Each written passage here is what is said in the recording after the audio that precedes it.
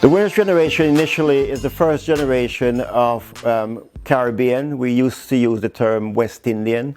No longer that term is acceptable.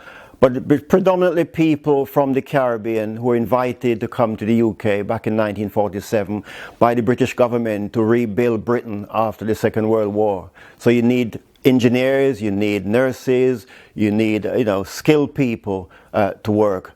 That was the first generation. My mother came to the UK in 1957 and I arrived in 1967. So we have first generation, I'm second generation. My children would be third generation and my grandchildren would be fourth generation because I now have grandchildren. So the Windrush generation is not just affecting one set of people, it's a continuation of people over the last 50 years.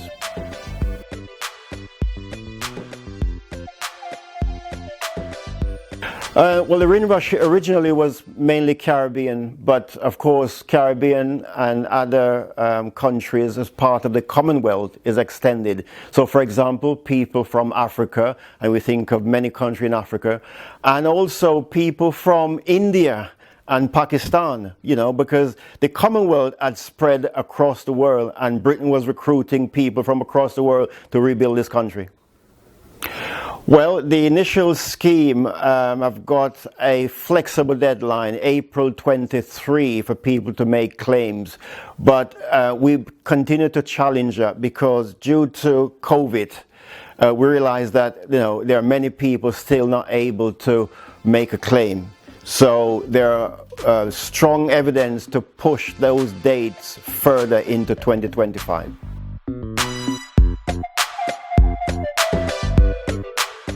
Yeah. So the problem that Windrush people face is status, documentation, and also the impact of documentation means that they need to be compensated for loss.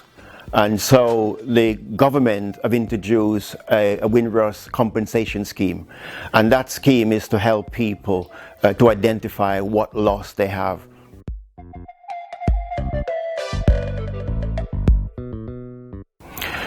The difficulty with this scheme, not many people know about the scheme. That's the first thing. Not many people know how to access the scheme. And also, the other issue, people have been traumatized by what has happened to them. So it's a difficult situation to keep reliving that story. And so, in my view, the Home Office need to do more to improve the scheme, to make it more accessible to people, and also provide help so that people can get assistance in making the claim and how to make a claim.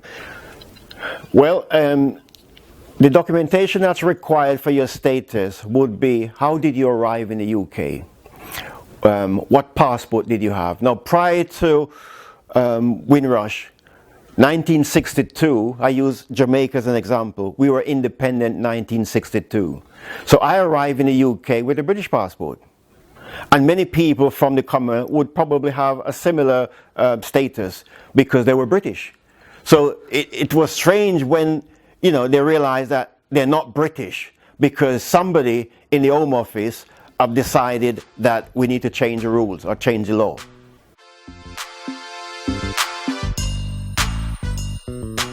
But the important thing for people now is to check their status. Some people are not able to prove their status because of documentation doesn't exist or conveniently been removed.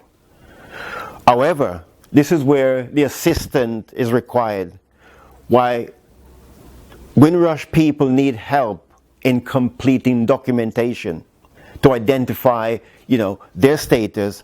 And the status is different from the compensation because we're now campaigning to review the status that's been removed as well as the compensation for loss.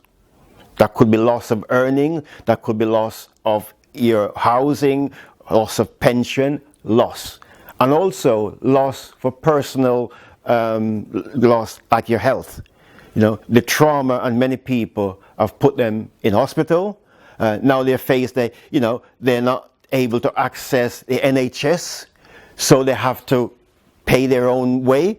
All those things are costs, additional costs, that has impacted as a result of their status not being able to prove.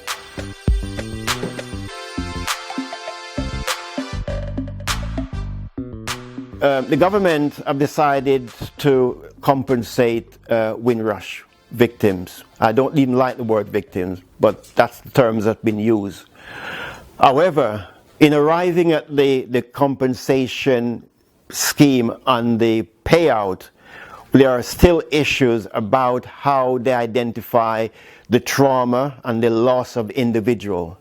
So, for example, the maximum claim at the moment is around 100,000. In order to qualify for that, you have to prove the level of trauma and impact on yourself and your family. A lot of this information is difficult for any Windrush person to prove. For example, have you been committed to a mental health institution? Over the years, how many help and assistance have you had from mental health services? These are issues that, doesn't really help the scheme. What it does, it pushes people away from the scheme rather than people coming forward. And we've said to the Home Office, the scheme needs to be revised.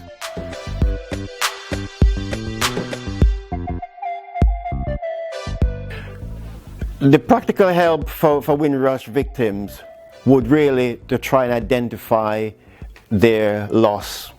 And that can be achieved by people sitting down and telling their story. And the story needs to be recorded. We need to have lawyers to actually record the story in order to assess the impact on their health. Not just on themselves, but also on the rest of the family. For example, there are people who had worked in the NHS for 20 years prior to their status being removed. They contributed to tax, insurance, pension. Now they have no access to public fund.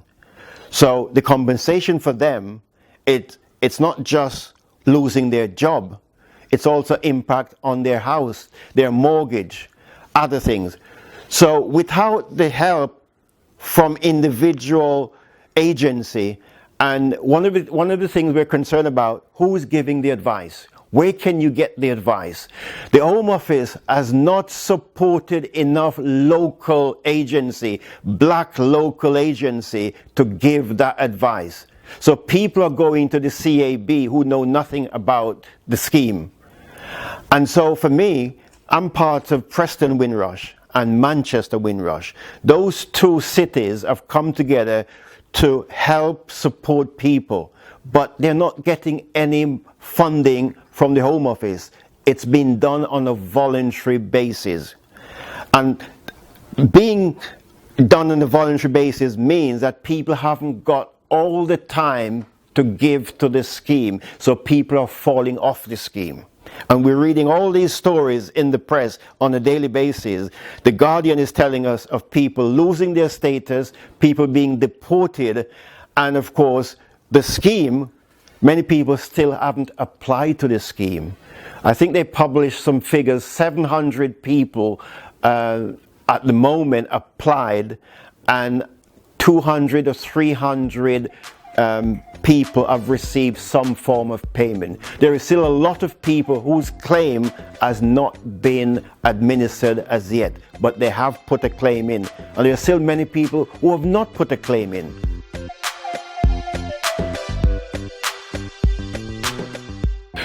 The difficulty is that people, first of all, they don't know that they're eligible to put a claim in. Some people don't want to relive the trauma of having to go through all that pain again by telling their story.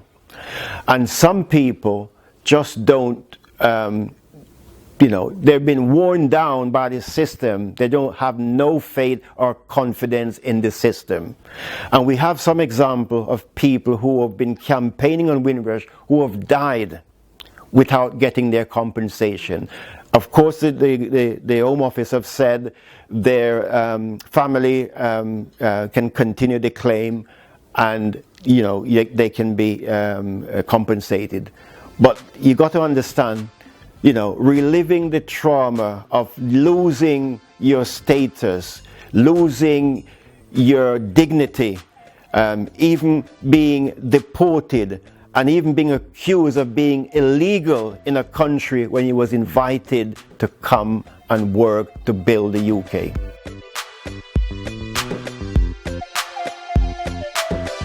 For wider society, what we need to understand, Windrush affect the whole of British society.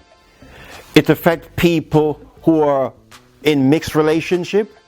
It affects people who don't know anything about Windrush, and I think there need to be some education in schools and colleges, because Windrush is about, the legacy of Britain, but Britain being aided by people from the Commonwealth.